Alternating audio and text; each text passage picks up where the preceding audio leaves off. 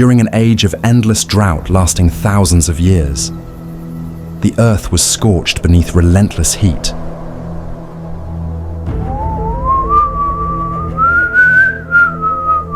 Forests vanished, rivers dried up, and herds of animals fled. Only wind and dust remained, silent witnesses to despair.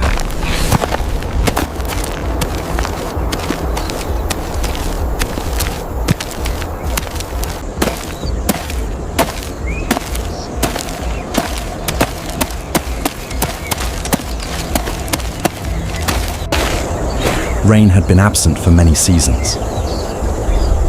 The ground cracked open, trees turned to charcoal, and ancient rivers were reduced to salty mud.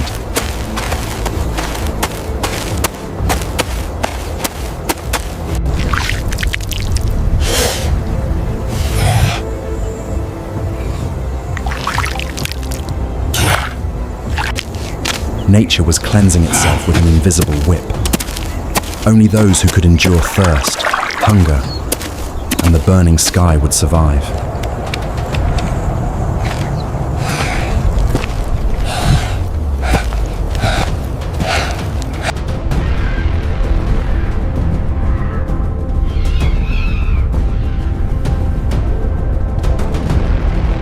In that harsh silence, the first humans were not merely searching for food.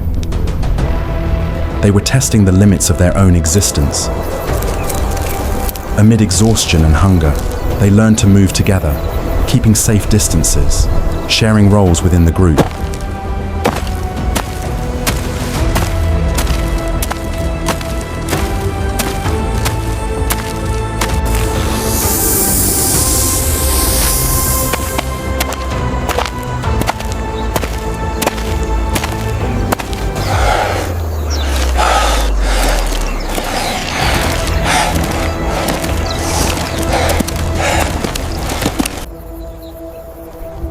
Their small bodies, lean muscles, and slightly hunched posture were the result of hundreds of thousands of years adapting to chase prey on bare feet.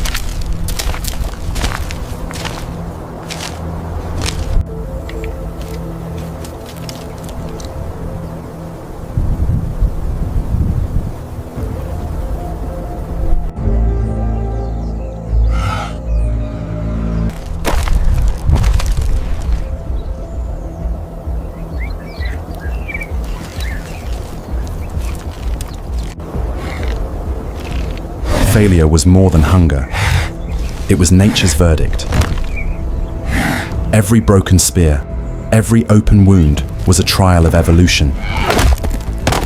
The weak, the slow, and the reckless were eliminated.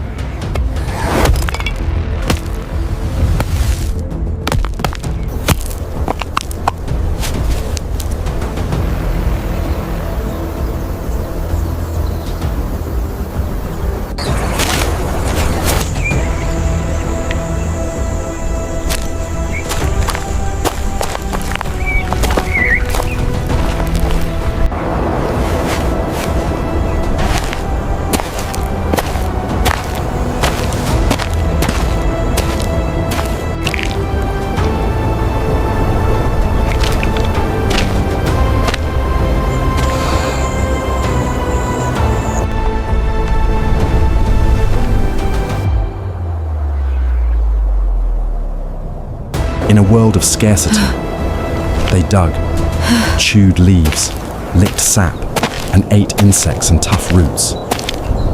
Their digestive systems were still those of omnivores, large stomachs, strong intestinal enzymes.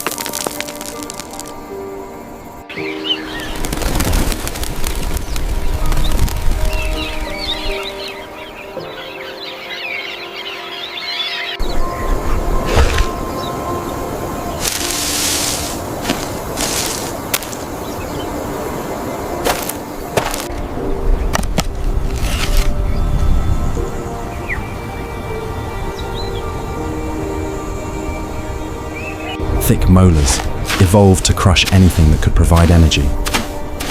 Taste, toxins, and the body's reactions taught them to distinguish between life and death with every bite.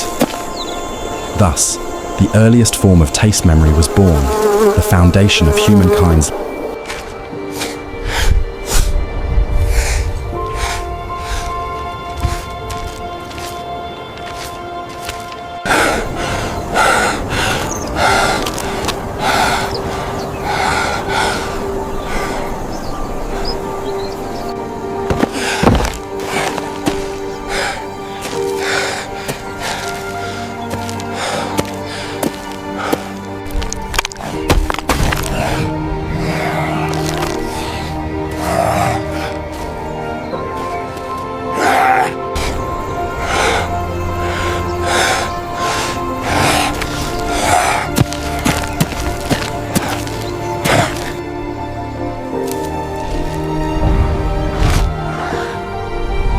Unusual gusts swept across the barren land, the result of global climate shifts, cycles of drought intertwined with fiery storms.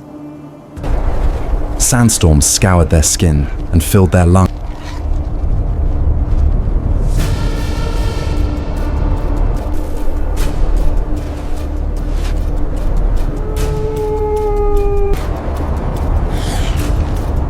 With fine dust. In such tempests, life was no more than a grain of sand in an ancient desert. Yet in that suffering, the instinct to protect one another was born, the first seed of solidarity.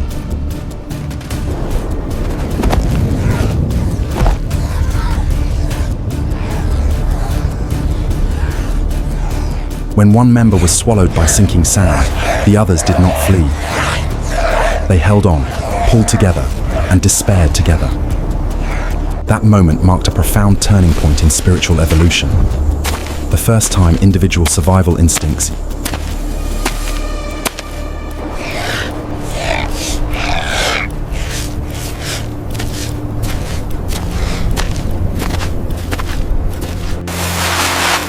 yielded to the emotion of community. From that loss, the memory of life and death became an unspoken lesson, passed down through generations.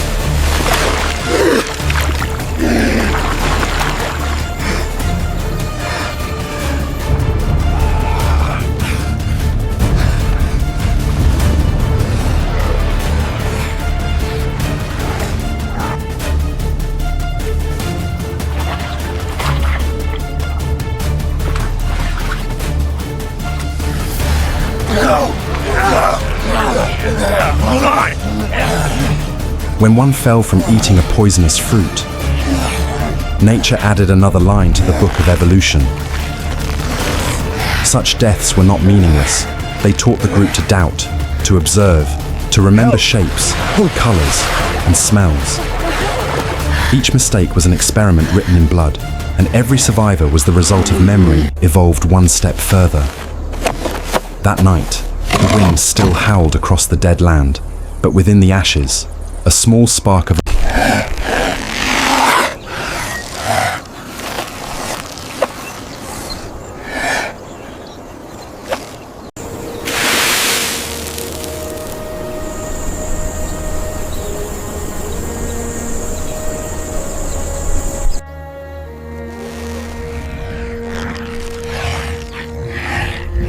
awareness had been lit. A light that would one day lead humankind beyond hunger and fear.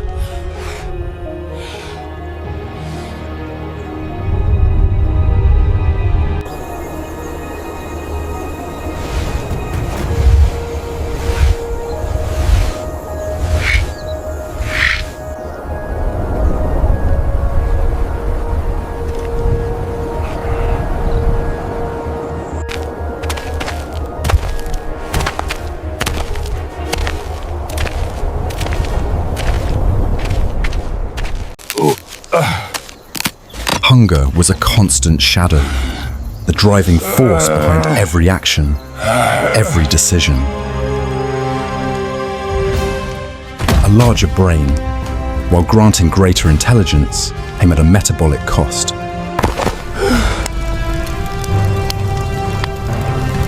It made up only a small portion of the body's weight, but consumed a vast amount of energy, even at rest.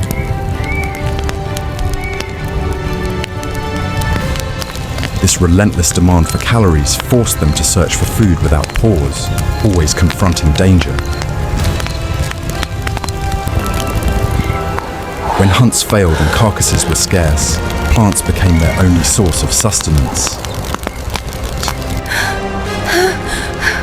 The botanical world of the savannah was a labyrinth of life and death.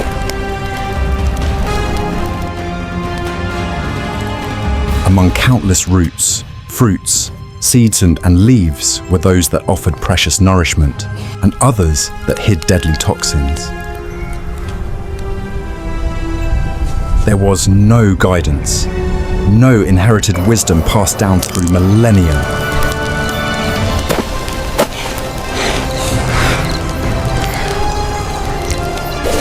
Knowledge had to be built from scratch through a painful process of trial and error. Each unfamiliar plant, each unknown berry was a gamble.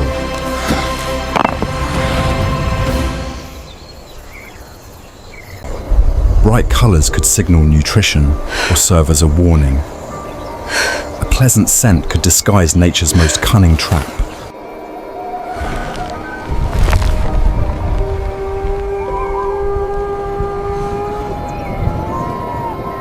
The death of one member after eating a strange fruit was not merely a personal tragedy, it was a costly lesson for the entire group.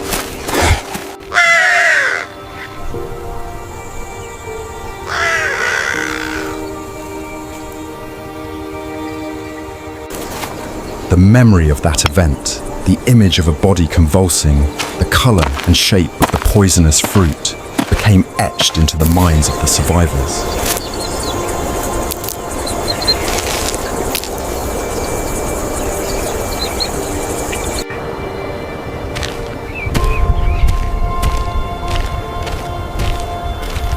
This was the earliest form of knowledge, understanding born from observation, experiment, and sacrifice.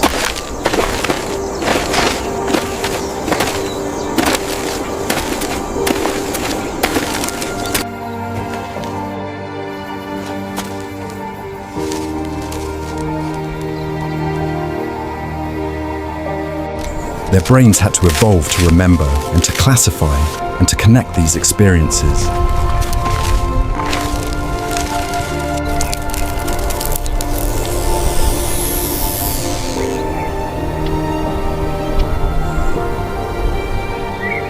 A strong memory of edible plants, of water sources, of animal migration routes became a decisive factor for survival.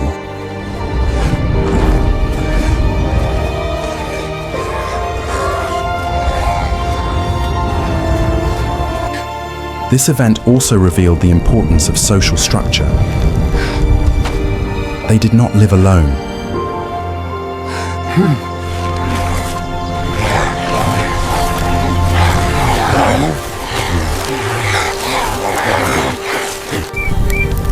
They existed in small, kin-based groups where cooperation was the key to endurance.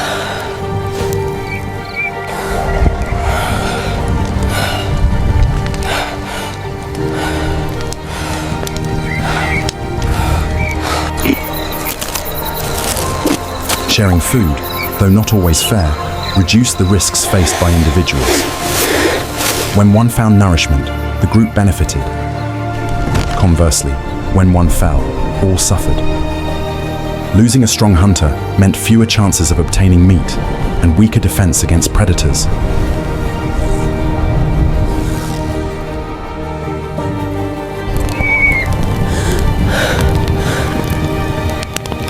In this harsh world, emotions began to take on complex forms.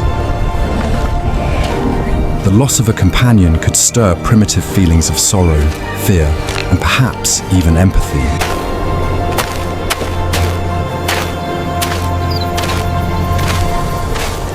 Burial. Even the simple act of covering a body with stones was not only practical as to keep scavengers away, it hinted at the first ritual gestures, an acknowledgement of death and of bonds beyond life.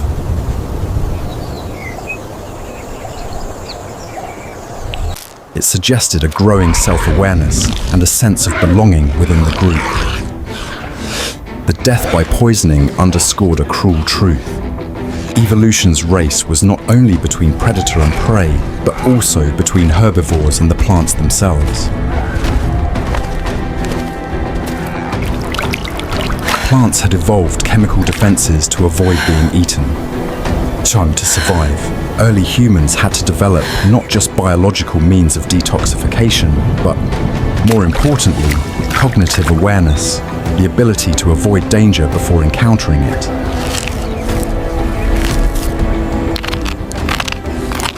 Observation, learning and memory became tools of survival more vital than sharp stones. The lesson of the red berries would not be forgotten.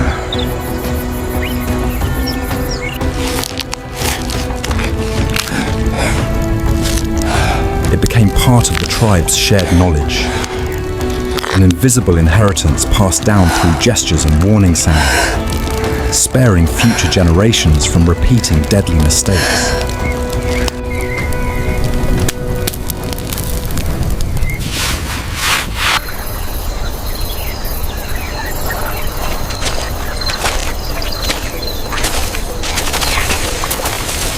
The expanding human brain did not only enhance memory, it opened an entirely new cognitive dimension, the ability to learn through observation of other species.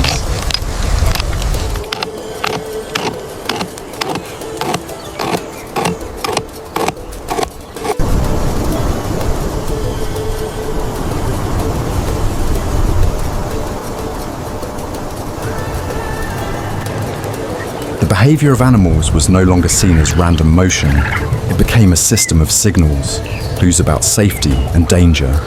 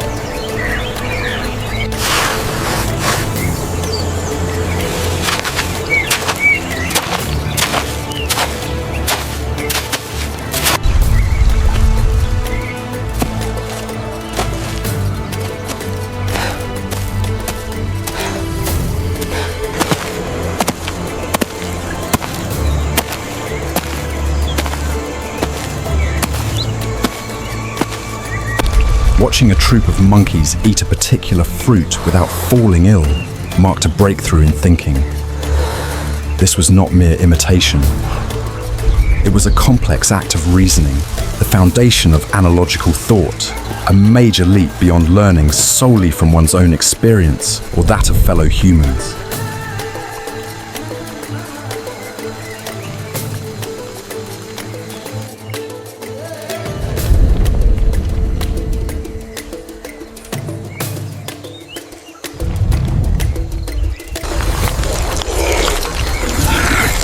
It allowed them to acquire and verify knowledge in safer ways, reducing the risks of trial and error.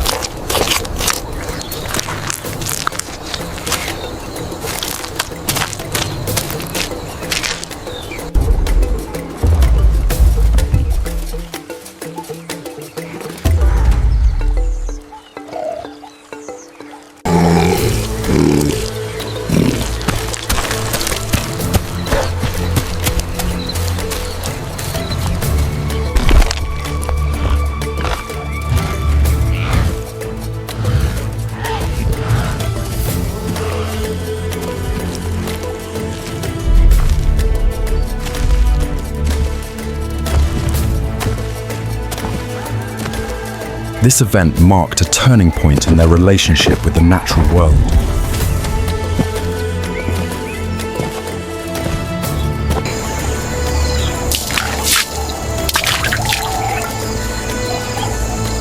They were no longer passive responders to their environment. They had begun to observe and interpret it. They realized that other creatures also possess survival knowledge accumulated through millions of years of evolution.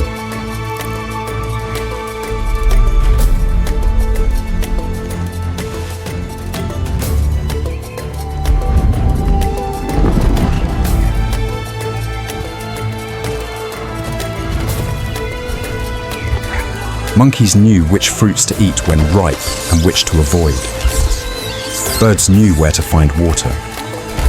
Vultures circling in the sky pointed the way to a nearby carcass.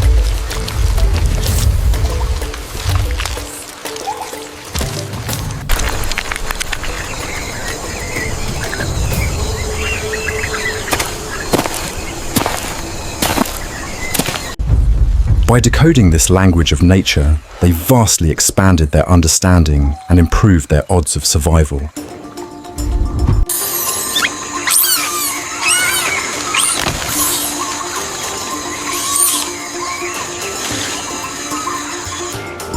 Yet new knowledge was not always accepted easily. On one side lay caution, rooted in the painful memory of death.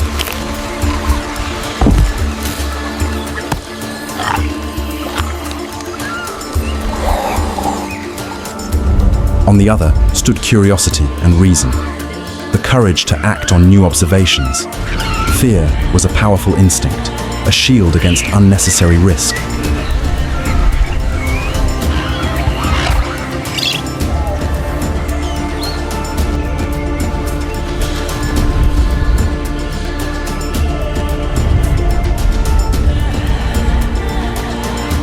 But sometimes, that very fear could stand in the way of discovery and progress. The act of the young woman who dared to taste the fruit after careful observation marked a crucial moment.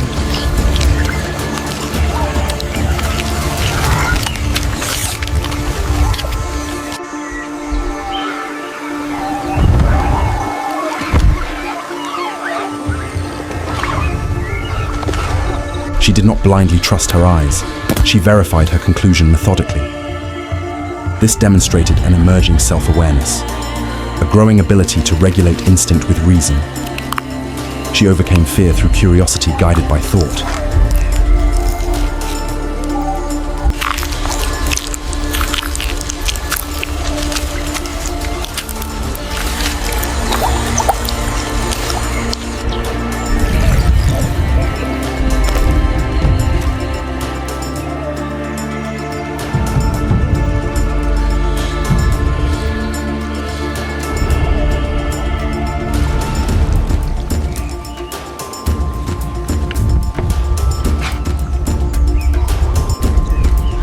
The group's eventual acceptance of this new food revealed behavioral flexibility, a core human trait.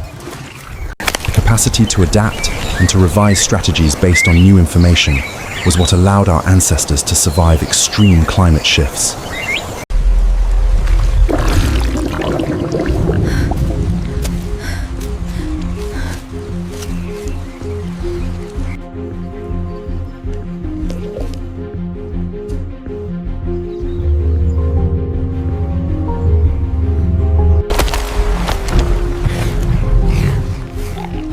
A single pioneer, through her courage and intellect, could change the fate of the entire community.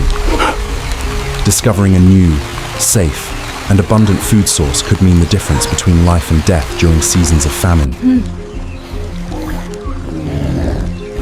Oh!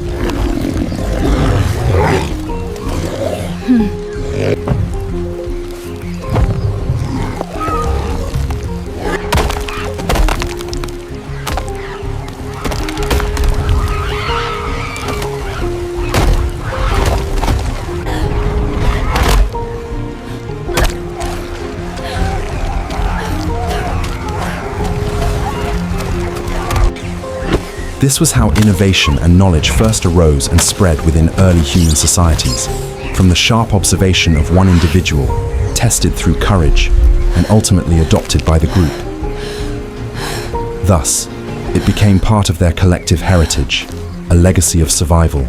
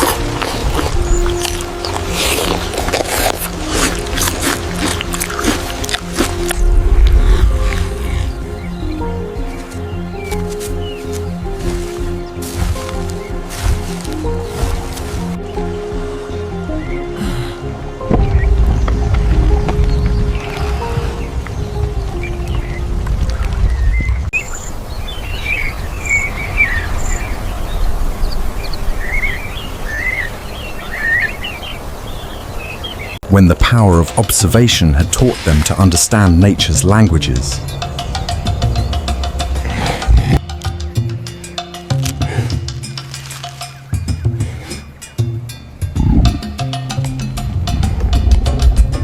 Their instinct for discovery led them to an even greater challenge, unlocking the power of fire, the light they had long gazed at from afar in the sky.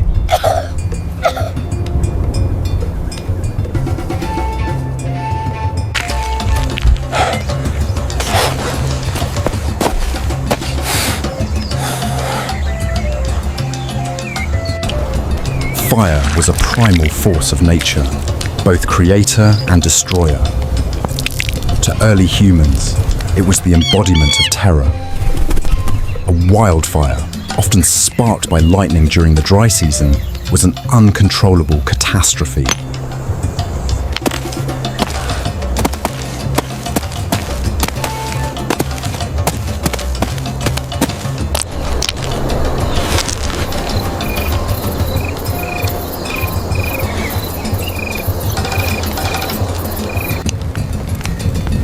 It swept across the savannah at breathtaking speed, devouring everything in its path and turning hunting grounds into a sea of ash. The first instinct of every creature, humans included, was to flee from the unbearable heat and choking smoke.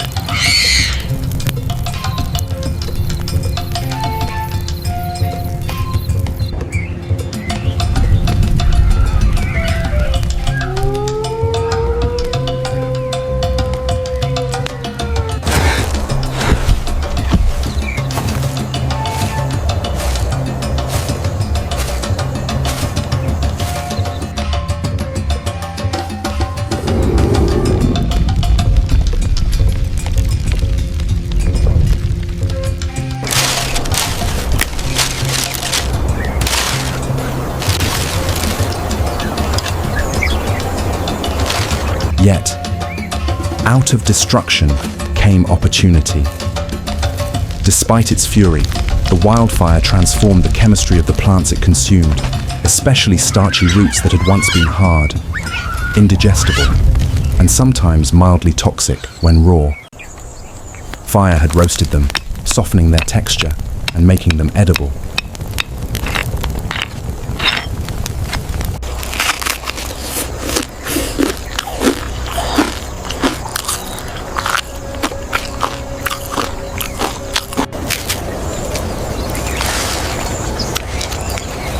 The discovery of roasted tubers among the ashes marked a major nutritional leap. This was not yet the mastery of fire. They did not know how to create or sustain it. It was a stroke of luck, a chance encounter, but one that changed everything.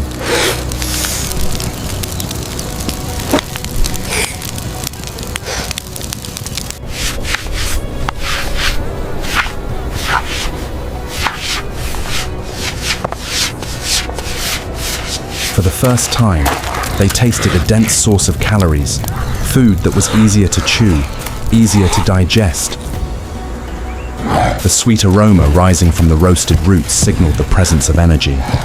Their pleasant flavor was evolution's way of rewarding behavior that led to nourishment.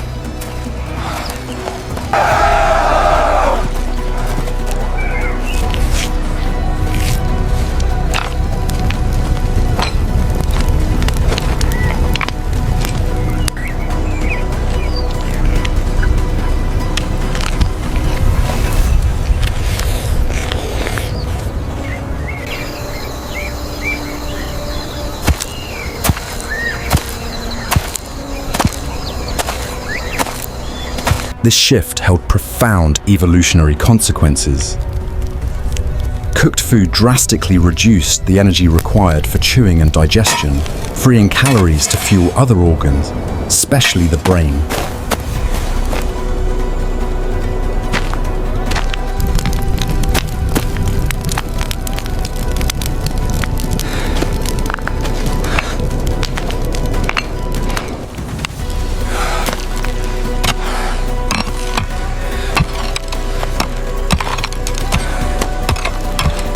The adoption of cooked food was one of the decisive turning points that allowed the human brain to grow larger and more complex.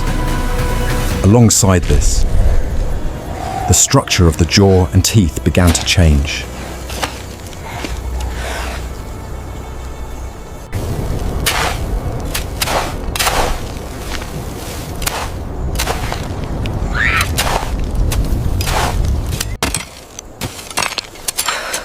Softer food meant less need for powerful jaws and large molars. Over generations, this reduction made room within the skull for a growing brain.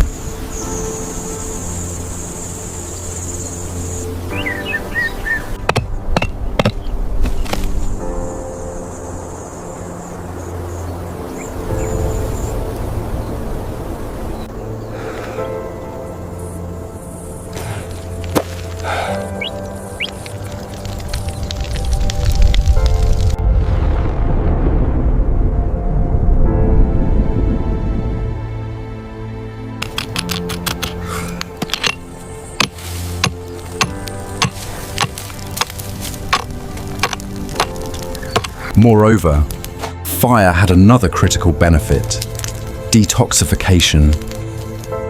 Many roots and seeds contained harmful compounds for defense.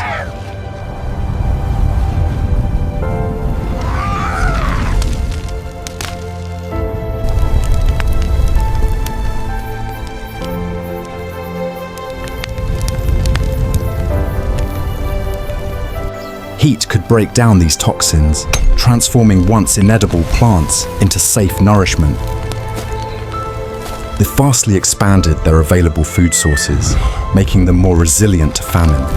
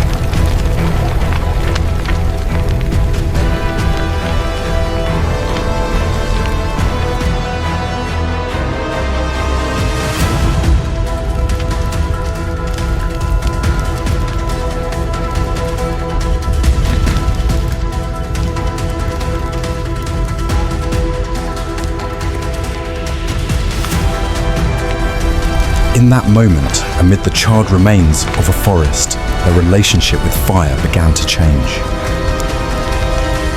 Once a force of fear and death, it was now associated with warmth, safety from predators, and, most importantly, delicious and nourishing food.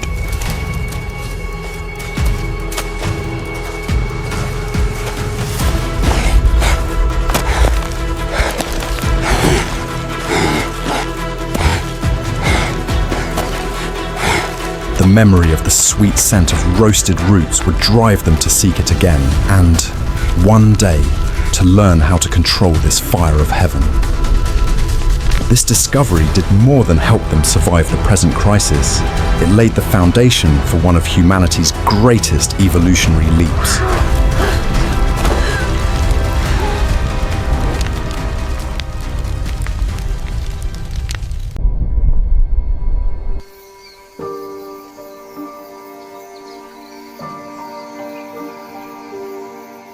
After the chaos of the wildfire, a new order began to take shape. The glowing embers left behind were not only a source of food, they became the heart of community life.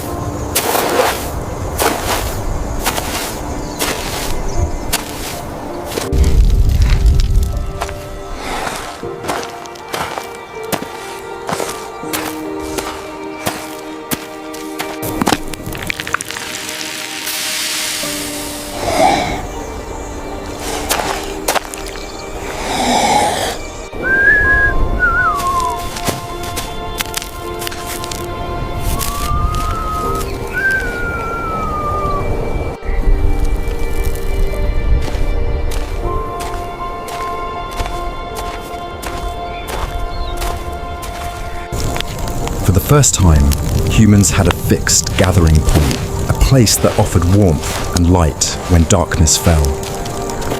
The night of the savannah was not just cold, it teemed with predators.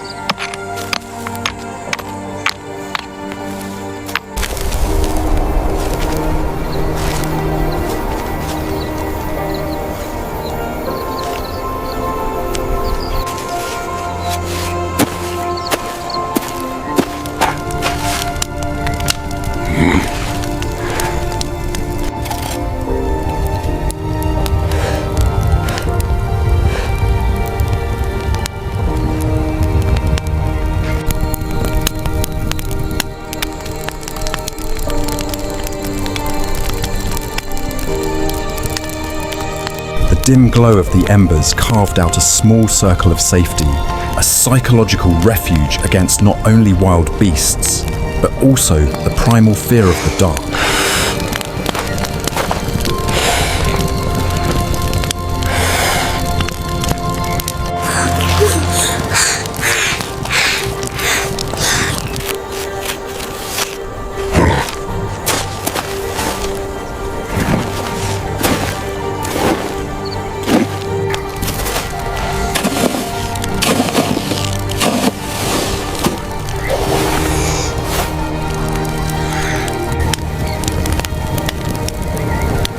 Gathering together around heat and light strengthened their social bonds. Eating became a communal act, and sharing freshly roasted roots was no longer just a matter of distributing calories. It was a ritual of cooperation, trust, and interdependence.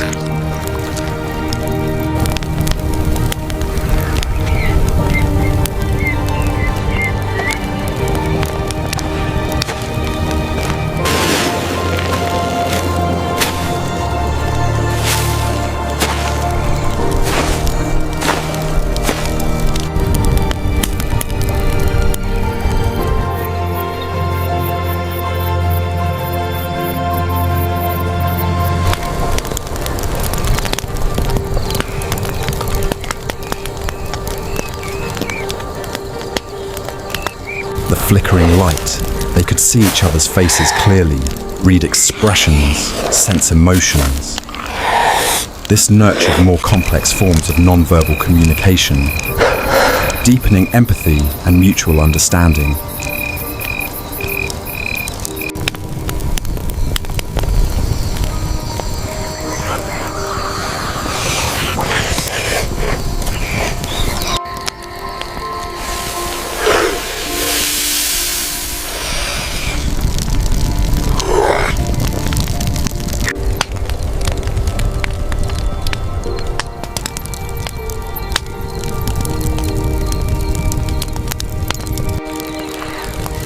working together to rebuild shelters from the charred remains of trees, demonstrated remarkable resilience and adaptability. They were not crushed by catastrophe, they learned to rebuild from the ruins.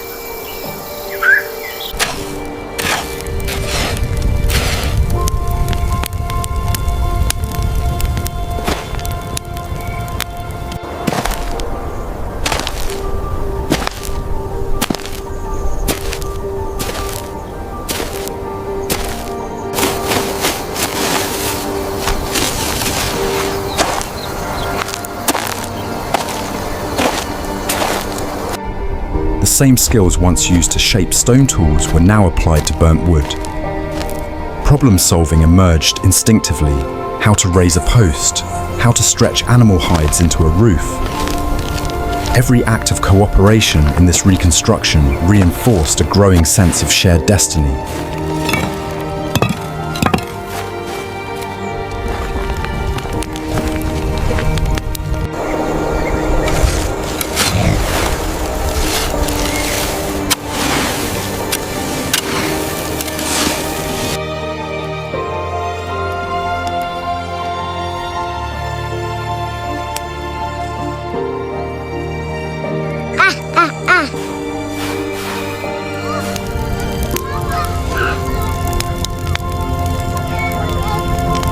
The presence of glowing embers also taught them their first lessons about controlled heating. They noticed that when tooters were buried deeper in the ashes, they cooked more evenly.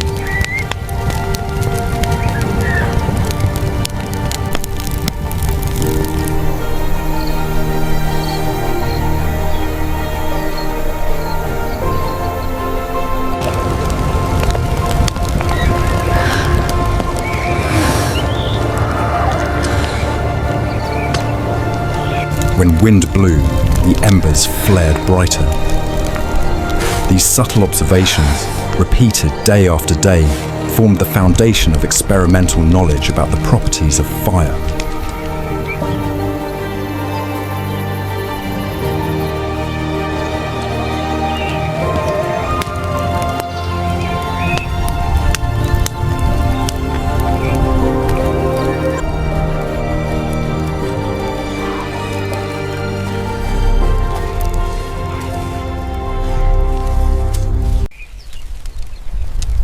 The human brain, though ever expanding, still had its limits.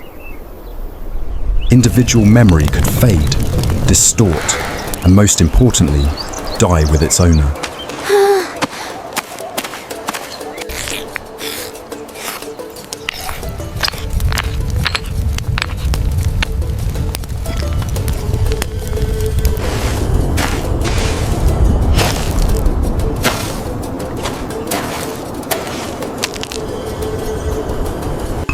Passing knowledge from one generation to the next through mere imitation or simple sounds was slow and unreliable. A life or death lesson, earned through sacrifice, could vanish in just a single generation.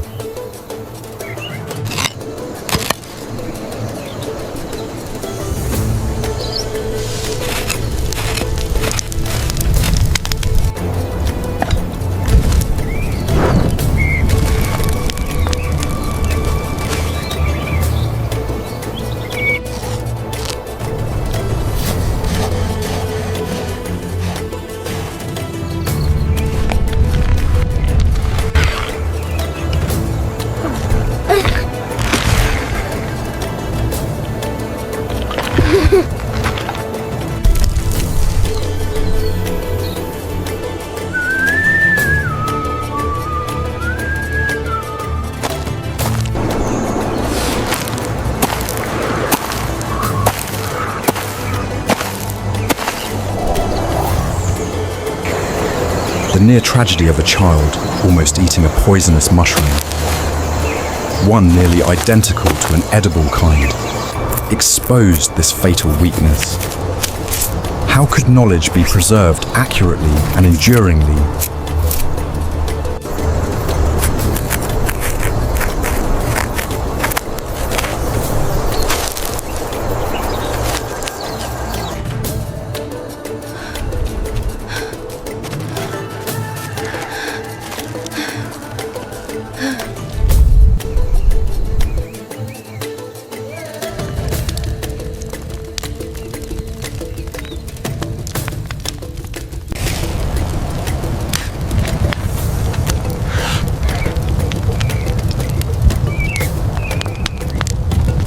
The answer emerged through the creation of tangible symbols.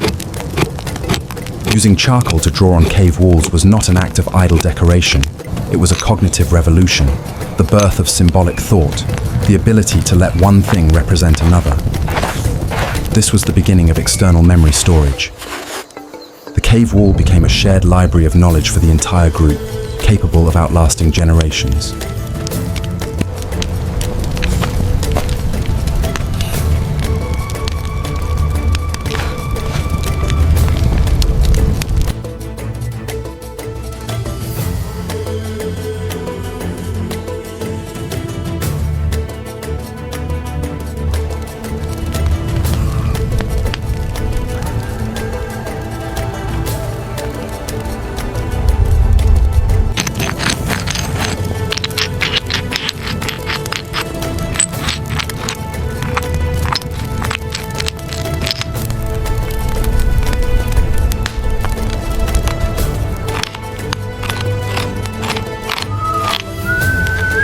Information about edible plants, dangerous animals, and hunting techniques could now be transmitted with precision.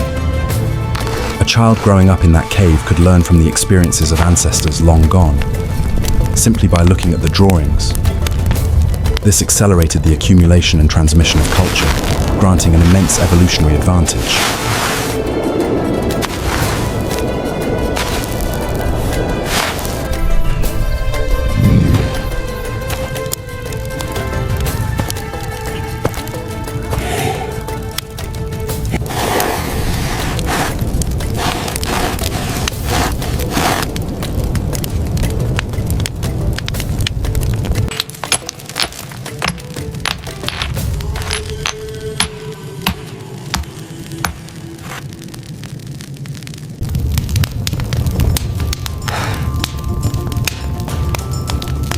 The collective effort to create these murals also reflected a new level of social cohesion. Cooperation was no longer just for hunting or defense, it was for building a shared legacy. Each individual contributed a fragment of knowledge, a piece of memory, to the collective picture.